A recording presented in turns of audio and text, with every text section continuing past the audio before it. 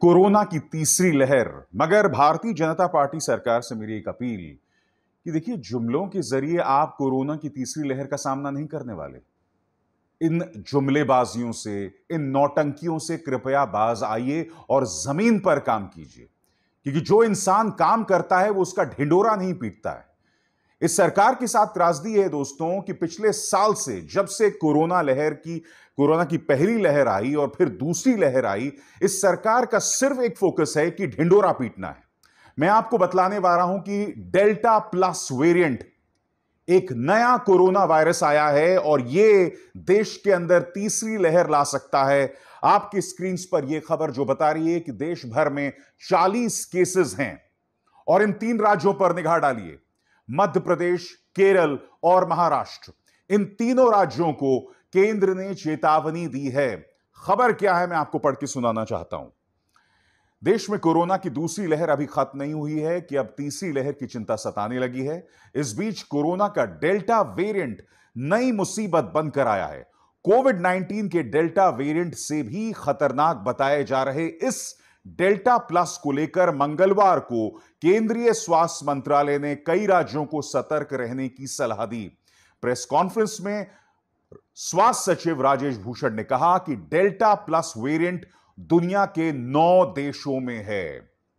दिक्कत क्या है दोस्तों कि दुनिया के अन्य देशों में, चाहे अमेरिका, ब्रिटेन, जहां पर भी ये रहा हो, वहां की स्वास्थ्य व्यवस्था हमसे कहीं ज्यादा बेहतर है और वहां की सरकार कहीं ना कहीं मुद्दों पर फोकस कर रही है। मगर हमारी सरकार सिर्फ और सिर्फ ढिंडोरा पीट रही है, सिर्फ और सिर्फ जुमलेबाजी कर रही है और उसका प्रमाण मैं आपके सामने पेश करना चाहता हूं। क्या कहा था इस सरकार ने? सोमवार को जब 86 लाख वैक्सीन लगाई गई थी तो इस सरकार ने उसका ढिंडोरा पीटा था। आप जानते हैं स्क्रोल की खबर क्या कह रही है? स्क्रोल की खबर क्या कह रही है कि कई राज्यों ने पिछले कुछ दिनों से टीके लगाने की अपनी गति को बिल्कुल धीमा कर दिया था। क्यों? ताकि सोमवार को बताया जा सके कि देखिए, हमने रिकॉर्ड नंबर ऑफ वैक्सीन लगाए। क्यों? क्योंकि राज्यों के पास सीमित वैक्सीन है। अब कई राज्यों की पोल खुल गई है अगले ही दिन, क्योंकि सोमवार के दिन तो लाखों की तादाद में वैक्सीन लगाए गए, मगर अगले दिन जो है हालात जो है बद से बदतर हो गए, हालात गिर गए। आपके सामने मैं 2 राज्यों की चर्चा करना चाहूंगा, मध्य प्रदेश और हरियाणा। आप देख सकते हैं मध्य प्रदेश में सोमवार के दिन 16,91,967 वैक्सीन लगाई गई, यानी कि जिस दिन रिकॉर्ड की बात की गई थी, और अगले ही दिन यह गिरकर 4,825 हो गई। कहां 16 लाख, यानी कहां 17 लाख और कहां 5,000? यह फर्क देख रहे हैं आप? इसलिए मैंने कार्यक्रम की शुरुआत में कहा कि इस सरकार का सिर्फ एक काम है, ढिंडोरा पीटना और जुमलेबाजी करना। अब हम हरियाणा की बात पर आते हैं। हरियाणा में 21 तारीख, जिस दिन वैक्सीनेशन दिवस था, उस दिन लगे थे 4,96,598, यानी कि करीब 5 लाख वैक्सीन लगे थे। अगले दिन देखिए 75,894। कहां 5 लाख और कहां 75,000? कोई फर्क है क्या? उसी तरह से देखिए कर्नाटक में वैक्सीनेशन वाले दिन लगे थे 11,21,648 और अगले दिन गिरकर हो गया 3,92,427 वैक्सीन। सिर्फ 2 राज्य हैं जहां पर उतनी बुरी तरह गिरावट नहीं आई।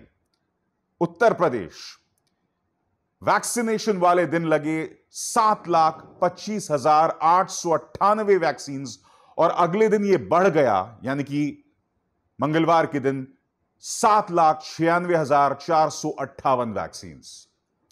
अब आप कहेंगे कि उत्तर प्रदेश में ऐसा क्या कमाल हुआ जो मध्य प्रदेश में नहीं हो सकता था? तो इसका बहुत सरल सा जवाब है दोस्तों। उसका सरल सा जवाब यह है कि 8 महीने बाद उत्तर प्रदेश में चुनाव होने हैं। मेरे सोर्सेज मुझे लगातार बता रहे हैं कि इस वक्त उत्तर प्रदेश के अंदर बड़े पैमाने में वैक्सीन भिजवाई गई हैं। क्यों? क्योंकि उत्तर प्रदेश में चुनाव है, यहां कमी बिल्कुल नहीं होनी चाहिए। और हमने देखा है कि केंद्र सरकार का पक्षपात भरा रवैया हमने बार बार देखा है।